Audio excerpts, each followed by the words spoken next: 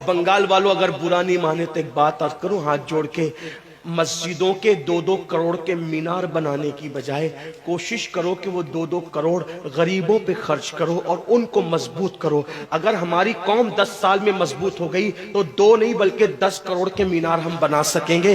اس لیے میری گزارش ہے جلسوں کے خرچے بھی کم کرو، شادیوں کے خرچے بھی کم کرو اور سب خرچے کم کر کے اپنی قوم کو مضبوط کرو۔ حضور علیہ السلام اسی لیے تشریف لائے تھے تو دیندار بنو، مالدار بنو، اور نمبر 3 ایجوکیشن پہ بہت محنت کرو۔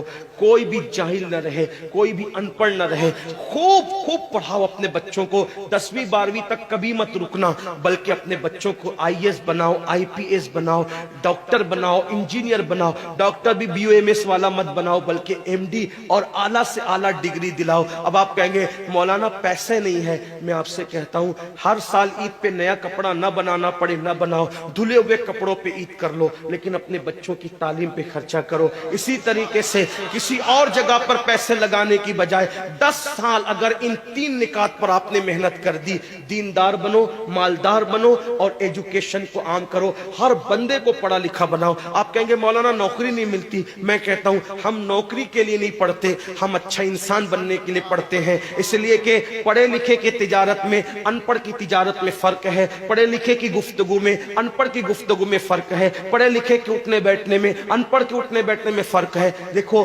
آپ یہ نہیں کہتا ہوں کہ آپ سب ان پڑھو، لیکن ایک بات آپ سے کہتا ہوں محفل میں پڑھے لکھوں کا انداز اور ہوتا ہے، ان پڑھ لوگوں کا انداز اور ہوتا ہے۔ کھانے میں، پینے میں، اٹھنے میں، بیٹھنے میں تعلیم کو عام کرو، دنیا بھی پڑھاؤ، آخرت بھی پڑھاؤ۔ اپنے بچوں کو اتنا علم دو کہ وہ مسلمان رہے، سچے مسلمان رہے، اور اپنی بچیوں کو بھی اتنا علم دو سچی پکی مسلمان رہے، اور اسکول، کالج، یونیورسٹی میں اعلیٰ سے اعلیٰ تعلیم دلاؤ۔ اور یاد رکھنا غربت کا بہانہ مت بناؤ۔ بیٹیا کی شادی ہوتی ہے تو لاکھوں روپے کہاں سے آتے ہیں، اور آپ سے کہتا ہوں 8 گھنٹے محنت کرنے کی بجائے 16 گھنٹے محنت کرو، محنت میں پیچھے مت ہٹو، اپنے بچوں کو پڑھاؤ۔ صرف 10-12 سال ہندوستان کے تمام مسلمان محنت کر کے اپنے بچوں پہ محنت کر لیں، کوشش کر لیں، کاوش کر لیں، تو دیکھنا نقشہ بدل جائے گا۔ یہ بھی آپ سے کہتا ہوں، ایک بات کہتا ہوں، منع نہیں کر رہا ہوں، اگر مجھ سے غلطی ہو تو میرے علماء اصلاح کریں گے، آپ میری ذات کو دیکھ کے قبول نہیں کرنا۔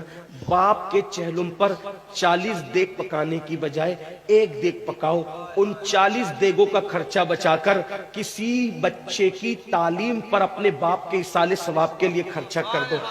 پیر صاحب کے مزار پر 1 لاکھ کی چادر لا کے ڈالنے کی بجائے 100 روپے کی چادر ڈال دو، باقی کے پیسے بچا کر غریبوں کی تعلیم پہ خرچہ کر دو۔ پیر صاحب کے ایصال ثواب کے لیے وہ اس 1 لاکھ کی چادر سے جتنا خوش ہوں گے وہ 100 روپے کی چادر سے بھی اس سے زیادہ خوش ہوں گے، کیونکہ آپ نے کسی کو اٹھا دیا، کسی کو آپ نے ترقی پہ لے گئے۔ ایک بات کہتا ہوں، میرا پیر جنتی ہے تو میرے پیر کو میری 1 لاکھ کی چادر سے کیا غرض، اس کو تو جنت میں اس سے بہتر لباس مل چکا ہے، اس کو تو 1 لاکھ کا اس سے بہتر لباس مل چکا ہے۔ تو یہ باتیں تلخ لگے معاف کرنا، لیکن آپ سے ایک بات کہتا ہوں، رسومات سے نکلو، حقیقتوں کی طرف آؤ، رسومات سے نکلو، سچائیوں کی طرف آؤ۔ ایک دوسرے کو گرانے کی کوشش مت کرو، ایک دوسرے کو اٹھانے کی کوشش کرو، آپس کے جھگڑے ختم کرو۔ تیرا سلسلہ بڑا، میرا سلسلہ بڑا، تیری برادری بڑی، میری برادری بڑی، تیرا پیر بڑا، میرا پیر